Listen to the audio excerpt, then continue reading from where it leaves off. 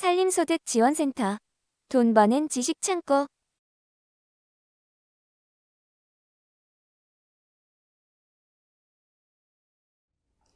안녕하세요. 저는 임업인 여러분의 세금에 대한 이해를 돕기 위해 산림조합중앙회와 함께 이번 강의를 촬영하게 된 박진수 회계사라고 합니다. 실생활에서 많은 세무 이슈를 만나게 되실 텐데요.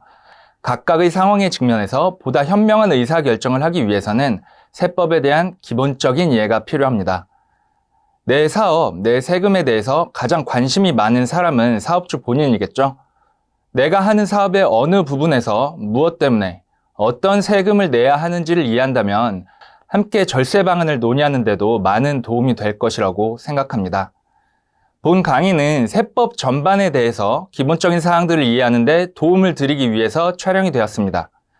개별적인 사항에 대한 상담은 주변의 회계사 또는 세무사님들과 진행해 주시기를 부탁드립니다. 또는 구글에서 박진수 회계사를 검색하시면 제 프로필이 상단에 노출되니까요. 강의와 관련해서 궁금하신 사항은 그곳에 기재된 이메일로 연락을 부탁드리겠습니다. 강의 진행 순서에 대해서 먼저 설명을 드리고 내용 설명으로 넘어갈 텐데요. 사업을 하시면 소득이 발생하겠죠? 그 소득에 대해서 법인이라면 법인세, 개인이라면 소득세를 납부하셔야 할 것입니다. 가장 기본적인 소득과 관련된 법인세와 소득세를 먼저 설명을 드리고 자산을 취득하면서 발생하는 취득세, 재산을 보유하면서 발생하는 재산세와 종합부동산세, 자산의 양도 시에 발생하는 양도소득세의 순서로 설명을 드리겠습니다. 특정 부분에 대해서만 궁금증을 가지고 계신 분들 혹은 나중에 강의 내용 중 일부분만을 찾아보고자 하는 분들을 위해서 강의는 챕터별로 촬영되고 올라갈 것입니다. 각 챕터별 강의는 지루하지 않도록 5분에서 10분 정도의 길이로 촬영이 될 것이니까요. 세법을 어렵다고만 생각하지 마시고 쉽고 재미있게 세법에 대한 공부를 할 수 있는 기회가 되기를 바랍니다. 임업인을 위한 세금 첫 번째, 법인세 파트입니다. 명칭을 보면 알 수 있듯 법인세는 법인의 소득에 대해서 부과하는 세금인데요. 법인의 종류에 따라서 과세 대상이 되는 소득이 조금 다릅니다. 본점이나 주사무소 또는 사업의 실질적 관리 장소가 국내에 있는 법인을 내국법인이라고 하는데요. 임업인 여러분들이 운영하고 계신 법인이 있다면 이 법인은 대부분 내국법인에 해당하겠죠. 이런 내국법인에 대해서는 국내에서 발생한 소득인지 국외에서 발생한 소득인지를 구분하지 않고 모든 소득에 대해서 세금을 부과하게 됩니다. 다만 비영리법인의 경우에는 비영리 사업에서 발생하는 소득을 제외하고 수익 사업에서 발생하는 소득에 대해서만 과세를 하게 됩니다. 제가 법인 종류별로 과세 대상 소득을 구분해서 글씨 색깔을 다르게 표시해 드렸는데요. 간단히 정리해서 말씀드리면 본점이나 주사무소 또는 사업의 실질적 관리 장소가 외국에 있는 외국법인의 국외 원천 소득과 비영리법인의 고유 목적 사업 소득에 대해서는 과세하지 않는다고 생각하시면 됩니다. 사업을 하시는 분들은 항상 수익과 비용을 계산하시죠? 이렇게 법인에서 직접 계산한 모든 수익에서 모든 비용을 뺀 금액을 우리가 당기순이익이라고 합니다. 이 당기순이익이라는 말은 이번 기회에 발생한 순이익 금액이라는 뜻인데요. 이러한 당기순이익에서 세법 규정에 따른 일정한 조정사항을 반영해서 각 사업연도 소득금액이라는 것을 만들어내게 됩니다. 일반 세무조정과 기부금 세무조정 관련된 내용들은 너무 상세하고 복잡한 내용이라서 짧은 강의로 모든 것을 설명드리기에는 무리가 있습니다. 강의에서는 큰 틀을 중심으로 전체를 바라보기 위한 설명을 해드리도록 하겠습니다. 당기순이익에서 세무조정과 기부금 세무조정을 반영해서 만들어진 각 사업연도 소득금에서요. 과거 연도에 발생했던 결손금과 세법상 비과세되는 소득, 그리고 소득공제 금액을 차감하면 과세표준이라는 것이 나오게 되는데요. 이 과세표준에다가 법인세율을 곱해서 법인세 금액을 산출하게 됩니다.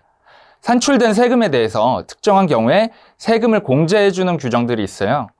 이런 규정들은 제가 챕터별 강의를 진행하다가 관련 내용이 있는 경우에 추가적인 설명을 덧붙이도록 하겠습니다. 세법에 규정하는 여러 의무사항을 이행하지 않은 경우 본래 내야 할 세액인 산출세액에 추가해서 가산세라는 것을 징수하게 됩니다. 따라서 산출세액에서 세액공제액을 차감하고 가산세 등을 더한 금액이 여러분이 최종적으로 납부하시게 될 세금이 됩니다. 법인세를 계산하는 큰 틀을 보았으니 이제 세율에 대한 이야기를 해볼까 하는데요. 방금 당기순이익에서 세무조정 등을 거치고 2월 결손금 등을 차감해서 만들어낸 과세표준에다가 세율을 곱해서 우리가 낼 세금이 만들어진다고 말씀드렸죠. 근데 이 세율이 항상 동일하게 적용이 되는 것이 아니고 과세표준 구간별로 서로 다른 세율이 적용이 됩니다. 과세표준 2억 원 이하 구간에 대해서는 10%, 2억 원 초과 200억 원 이하 구간에 대해서는 20%, 200억 원 초과 3천억 원 이하 구간에 대해서는 22%, 3천억 원 초과 구간에 대해서는 25%의 세율이 적용이 되어서 산출세액을 만들어내게 되는데요. 만일 과세표준 2억 1천만 원인 법인의 과세표준 전체에 20%의 세율을 곱하게 되면 과세표준이 1억 9천만 원인 법인보다 세금 납부 후에 벌어들인 순금액이 더 적어지게 되는 문제가 발생하겠죠. 그래서 세법에서는 각 과세표준 구간을 초과하는 금액에 대해서만 더 높은 세율을 적용하고 있습니다. 우리는 이것을 초과 누진세율이라고 합니다. 세율표를 보시면 2억 원 초과 이후의 구간에서는 세율을 적용하기에 앞서 일정 금액을 가산해주고 있는 것이 보이시죠? 이것이 초과 누진세율을 수식으로 표현한 것입니다. 2억 원 초과 200억 원 이하의 구간을 예로 보면 2억 원까지의 과세표준에 대해서는 10%를 적용한 이 2천만 원을 더해주고 있는데요. 2억 원 초과 금액에 대해서만 20%의 세율을 적용한다는 것을 보실 수 있습니다. 자, 그러면 이 법인세와 관련된 규정 중에 임업인 여러분들이 받을 수 있는 혜택이 무엇인가가 가장 중요하잖아요. 조세특례제한법 제66조와 제68조에는 영농조합법인과 농업회사법인에 대한 법인세 면제에 관련 내용이 규정되어 있습니다. 이 내용을 살펴보면 영농조합법인과 농업회사법인의 곡물 및 식량작물 재배업에서 발생하는 소득에 대해서는 법인세를 전액 면제하도록 되어 있습니다. 그리고 곡물 및 식량작물 재배업 외의 소득에 대해서도 규정에 따라 계산된 금액을 면제해주고 있습니다. 관심 있으신 분들만 제가 이 아래쪽에 적어드린 계산식들을 참고하시면 될 것 같습니다. 법인세와 관련된 설명은 여기까지로 하고요. 다음 강의에서는 소득세와 관련된 내용으로 찾아뵙겠습니다.